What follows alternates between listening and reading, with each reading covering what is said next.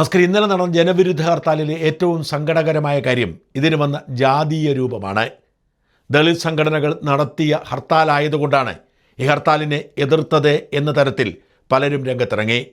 സകല ഹർത്താലുകളെയും നഖശിഖാന്തം എതിർക്കുന്ന മാധ്യമപ്രവർത്തകനാണ് ഞാൻ. ദളിത് ഹർത്താലായതുകൊണ്ട് മാത്രം അതിനെ എതിർക്കുന്നവരുണ്ടെങ്കിൽ തീർച്ചയായും അപലപനീയമാണ്.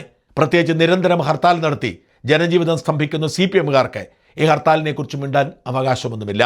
എന്നാൽ ഇത് ദളിത് ഹർത്താൽ ആയതുകൊണ്ട് അത് അംഗീകരിക്കപ്പെടണം എന്ന് പറയുന്ന ശാഠ്യം അങ്ങേയറ്റം ലജ്ജാകരവും ഞെട്ടിക്കുന്നതുമാണ്. ഹർത്താലിനെ എതിർക്കുന്നത് 3 കാരണങ്ങൾ കൊണ്ടാണ്. ഒന്ന്, ഹർത്താൽ നടത്തുന്നത് കൊണ്ട് എന്താണോ ഉദ്ദേശിക്കുന്നത് ആ ലക്ഷ്യം സാധിക്കുകയില്ല എന്ന് മാത്രമല്ല, ആ ലക്ഷ്യത്തെ പിന്തുണയ്ക്കുന്നവരുടെ പിന്തുണ പോലും നഷ്ടപ്പെടും.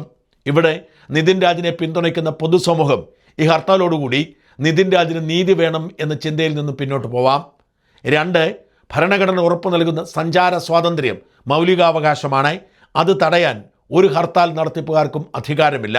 3, ഈ ഹർത്താൽ നടക്കുന്നത് വഴി നമ്മുടെ നാട് പിന്തള്ളപ്പെടുന്നു, സാമ്പത്തികമായി പിന്നോട്ട് പോകുന്നു, ഇവിടേക്കുള്ള നിക്ഷേപ സാധ്യതകൾ ഇല്ലാതാകുന്നു. ഈ 3 കാരണങ്ങൾ കൊണ്ട് ഹർത്താൽ പൂർണ്ണമായും അവഗണിക്കപ്പെടേണ്ടതാണ്.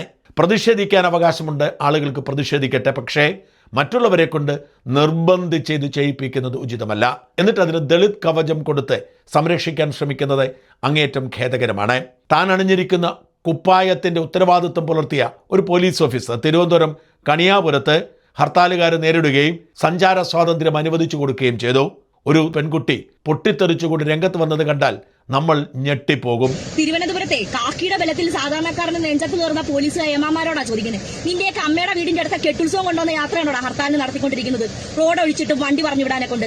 ഹർത്താലിന്റെ അർത്ഥം എന്തോ? നീയൊക്കെ ഈ നാട്ടിലെ രാഷ്ട്രീയ പാർട്ടിക്കാർ ഹർത്താൽ നടത്തുമ്പോൾ ഓച്ചാനിച്ച് റോഡിന്റെ സൈഡിൽ പോയി കൊടിയുടെ മറവിൽ ഒളിച്ചു നിൽക്കുന്ന മറ്റേമ്മമാർ ഇപ്പം വന്നിട്ടും സാധാരണക്കാരനെയും ദളിതനെയും പട്ടികജാതിക്കാരനെയൊക്കെ അടിച്ചൊതുക്കാൻ വേണ്ടി നിനക്കൊക്കെ നല്ല കയ്യൊക്കെണ്ടല്ലോ. ഇവിടെ കേരളത്തിൽ 1ാം തരം ഹർത്താൽ പ്രതിഷേധം നടക്കുന്ന തിരുവല്ലയിൽ അങ്ങ് കോട്ടാലി പോലുള്ള സ്ഥലങ്ങളിലോട്ട് നീയൊക്കെ ഈ കാക്കി ഇട്ടുകൊണ്ട് ചെന്ന് കയറി കൊടുക്കണം. അവന്മാർ വെട്ടിപ്പൊളത്തി നിന്നെയൊക്കെ അങ്ങ് തിരുവനന്തപുരം തലസ്ഥാന നഗരിയിലോട്ട് വിടും. അന്നൊക്കെ നിന്റെ മന്ത്രിമാർ വരെ മറ്റോമാരുടെ മുമ്പിൽ പോയി ഓച്ചാനിച്ചിരിക്കും. കാരണമേ ഞങ്ങളുടെയൊക്കെ ഒരു കൂട്ടം ആളുകളുടെ വോട്ട് മേടിച്ചിട്ടാണ് നിന്റെയൊക്കെ ഏമാമാർ അവിടെ ഇരിക്കുന്നത്. അതിന് നട്ടലുള്ള ഈ സ്റ്റാറിന് ഉറപ്പുള്ളവന്മാർ ഇറങ്ങി വരട്ടെ. നീയൊക്കെ എന്തുറപ്പിരുന്നോട്ടാ കാണിക്കുന്നത്? ശരി, പൊതുജനങ്ങളെ ദ്രോഹിക്കുന്നു. ഈ പറയുന്ന പൊതുജനങ്ങൾ, ക്യാൻസർ പേഷ്യന്റ് പോലുള്ള ആളുകൾ, ഈ നാട്ടിലെ രാഷ്ട്രീയ പാർട്ടികളുടെ ഹർത്താൽ നടക്കുമ്പോൾ, കൊറോണ പോലുള്ള ഒരു പാൻഡമിക് സിറ്റുവേഷൻ കേരളത്തിൽ വരുമ്പോൾ അല്ലെങ്കിൽ ഇന്ത്യയിൽ വരുമ്പോൾ, ഇങ്ങനെയൊക്കെയുള്ള സാഹചര്യങ്ങളിൽ കാലേ കൂട്ടി അറിയുമ്പോൾ നമുക്കൊരു സ്ഥലത്ത് പോകണമെങ്കിൽ നേരത്തെ അവിടെ പോകണം, ഹോസ്പിറ്റലിലേക്ക് പോകണം. ഹോസ്പിറ്റലിൽ പോകാൻ ബുദ്ധിമുട്ടാണെങ്കിൽ അതിനടുത്തുള്ള ബന്ധു വീടുകളിലോ അതിനടുത്തുള്ള റൂമുകളെടുത്തോ താമസിക്കണം. ഹർത്താൽ പട്ടികജാതിക്കാരന്റെ ഹർത്താലിന്റെ അന്ന് മാത്രം തെരുവിലിറങ്ങി കൊച്ചുങ്ങൾക്ക് പാല് പോലും കിട്ടുന്നില്ല, കൊച്ചിന് ആഹാരം കൊടുത്തില്ല, ഓരോ തള്ളമാർ. ഇതൊക്കെ രാഷ്ട്രീയ കുതന്ത്രമല്ലേ? ഇതൊക്കെ നീയൊക്കെ നാടകം കളിപ്പിക്കാൻ വേണ്ടി, ദളിത് ഹർത്താലുകൾ അട്ടിപ്പറിപ്പിക്കാൻ വേണ്ടി കേരളത്തിന്റെ ഓരോ ഭാഗത്ത് ഓരോ വേഷമെട്ടിലുമായിട്ട് ഓരോരുത്തരെ ഇറക്കി വിട്ടിട്ടുണ്ട്. ഇതേ സമീപനം നമ്മൾ ഏറെ ബഹുമാനിക്കുന്ന പലരുടെയും ഭാഗത്തുണ്ടായി എന്നത് ഞെട്ടിക്കുന്നതാണ്. റെജിമോൻ കുട്ടപ്പൻ എന്ന മാധ്യമപ്രവർത്തകൻ, അദ്ദേഹം നിരന്തരമായി പിണറായിസ്റ്റ് ഭീകരതയ്ക്കെതിരെ സോഷ്യൽ മീഡിയയിൽ പ്രതികരിക്കുന്ന ആളാണ്, ചാനൽ ചർച്ചകളിൽ ഇടപെടുന്നയാളാണ്. പക്ഷേ ഇന്നലത്തെ അദ്ദേഹത്തിൻ്റെ സോഷ്യൽ മീഡിയ ഇടപെടൽ മുഴുവൻ ഈ മൗലികാവകാശ ലംഘനത്തെ, അക്രമത്തെ, ജനജീവിതം സ്തംഭിപ്പിച്ച ഹർത്താലിനെ ന്യായീകരിക്കുന്നതായിരുന്നു. നിരവധി പോസ്റ്റുകളിട്ടു. 16 പേരുടെ ചെതിയൊടുങ്ങും മുന്നേ പൂരത്തിന് താളം പിടിച്ച പരിഷ്കൃത മലയാളി നമ്മളെ പരിഷ്കാരം പഠിപ്പിക്കാൻ വരുന്നു. 18 ദിവസമായിട്ടും റാമിനെ കിട്ടാത്തത് എന്തേയെന്ന് അവധിക്കാല കോടതി ചോദിച്ചു. ഇദ്ദേഹത്തിൻ്റെ ചോദ്യമാണ്. റാം ഒളിവിൽ പോയി, റാമിനെ പിടിക്കാനുള്ള ശേഷി പോലീസിനില്ല. കോടതി എന്ത് ചെയ്യും? കോടതി ചോദിച്ചാൽ നടക്കുന്ന കാര്യമാണോ? അല്ലെങ്കിൽ തന്നെ നിങ്ങൾ മറന്നു പോകുന്നത് റാം ഒരു ദളിതനായിരുന്നു എന്ന കാര്യം. എന്തിനാണ് മറച്ചു വയ്ക്കുന്നത്?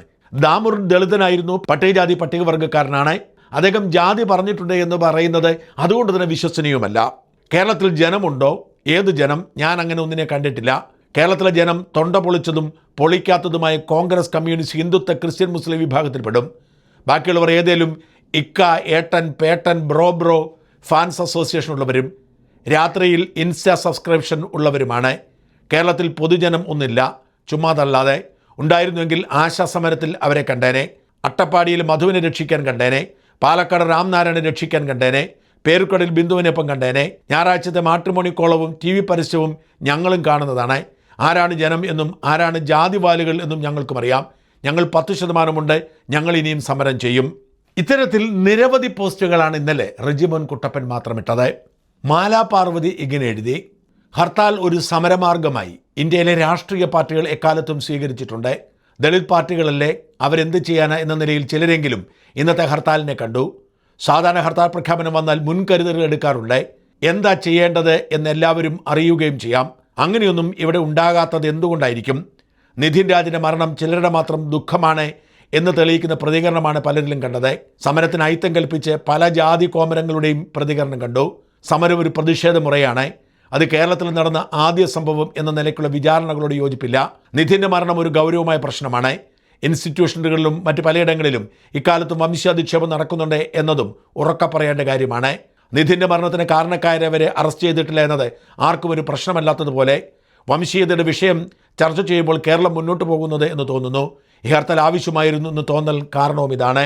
ഇത്തരത്തിൽ ഇതിനെ വ്യാഖ്യാനിച്ചുകൊണ്ട് രംഗത്തെത്തുന്നു ദളിത് ബുദ്ധിജീവികളായ സണ്ണിയം കബീക്കാടും ഡോക്ടർ TS ശ്യാംകുമാറും ഒക്കെ തന്നെ ഈ പ്രതിഷേധത്തെ ന്യായീകരിക്കുന്നു. അതായത് പൗരന്റെ സഞ്ചാര സ്വാതന്ത്ര്യം തടഞ്ഞുകൊണ്ട് ഒന്നും നേടാനില്ലാത്ത ഒരു സമരത്തെ ന്യായീകരിക്കുന്നു. ഇത് വലിയ ഒരു ദുസ്സൂചനയാണ് നൽകുന്നത്. ജനം ഹർത്താലിനെ പതിയെ മടുത്തു വരികയാണ്. ജനങ്ങൾക്ക് പണ്ട് പേടിയായിരുന്നു, ഇന്നിപ്പോൾ ആ പേടി മാറി വരുന്നു. കോടതികൾ ഇടപെടുന്നു. ഇങ്ങനെ ഹർത്താലുകൾ പേരിന് മാത്രമാവുകയും ജനങ്ങൾ അതിനെ തോൽപ്പിക്കുകയും ചെയ്യുന്ന ഒരു സാഹചര്യം രൂപപ്പെട്ടു. രാഷ്ട്രീയ പാർട്ടികൾ പതിയെ ഈ ഹർത്താൽ എന്ന അപരിഷ്കൃത സമരമുഖത്തു നിന്ന് പിന്മാറിക്കൊണ്ടിരിക്കുന്നു. കഴിഞ്ഞ 5 വർഷം ഇവിടുത്തെ പ്രതിപക്ഷം ഒരു ഹർത്താൽ പോലും നടത്തിയിട്ടില്ല എന്നത് മാതൃകാപരമായൊരു മാറ്റമാണ്. അത്തരമൊരു മാറ്റം ഹർത്താലിനെ ഇല്ലാതാക്കും എന്ന സാഹചര്യം വന്നപ്പോൾ ഹർത്താലിൻ്റെ രാഷ്ട്രീയ മുഖം മാറുകയും അതിന് ജാതിയുടെയും മതത്തിൻ്റെയും രൂപം കൈവരിക്കുകയും ചെയ്യുന്നു. ഇപ്പോൾ ദളിത് ഹർത്താൽ അക്രമത്തിലൂടെ വിജയിച്ചു എന്ന് പറയുമ്പോൾ, ബലപ്രയോഗത്തിലൂടെ വിജയിച്ചു എന്ന് അവകാശപ്പെടുമ്പോൾ, നാളെ മതം തിരിച്ച് ജാതി തിരിച്ച് ഹർത്താൽ നടത്താനുള്ള ആഹ്വാനമാണ്. ദളിത് ഹർത്താൽ ഇന്ന് വിജയിച്ചാൽ നാളെ ഈഴവൻ്റെയും നായൻ്റെയും നമ്പൂതിരിയുടെയും ഹർത്താൽ ഉണ്ടാവാം. മറ്റന്നാൾ ക്രിസ്ത്യാനിയുടെയും മുസൽമാൻ്റെയും ഹർത്താൽ ഉണ്ടാവാം. അതൊക്കെ വിജയിച്ചാൽ ക്രിസ്ത്യാനിയും മുസൽമാനുമൊക്കെ അവരുടെ ഉള്ളിലെ വിഭാഗങ്ങൾക്കനുസരിച്ച് ഹർത്താൽ നടത്തിയെന്ന് വരാം. കേരളത്തിൽ അങ്ങോളം ഇങ്ങോളം 10-100 സ്ഥലത്ത് 10 പേർ ചേർന്ന് അക്രമം കാണിച്ചാൽ, വാഹനം തടഞ്ഞാൽ, പോലീസ് കൈയും കെട്ടി നിന്നാൽ ആർക്കും എന്നും ഹർത്താൽ നടത്താവുന്ന സാഹചര്യം രൂപപ്പെടും. അതേ ഹർത്താൽ എന്ന അപരിഷ്കൃതമായ സമരമാർഗം ഈ സമൂഹത്തിൽ നിന്നും ഇല്ലാതാവുന്ന സാഹചര്യത്തിൽ അതിന് ജാതിയുടെയും മതത്തിൻ്റെയും കളർ നൽകി അതിനെ തിരിച്ചു കൊണ്ടുവന്ന് കേരളത്തെ പിന്നോട്ട് നയിക്കാനുള്ള ഭയപ്പെടുത്തുന്ന ഗൂഢാലോചനയാണ് ഈ ഹർത്താൽ വിജയം സൂചിപ്പിക്കുന്നത്.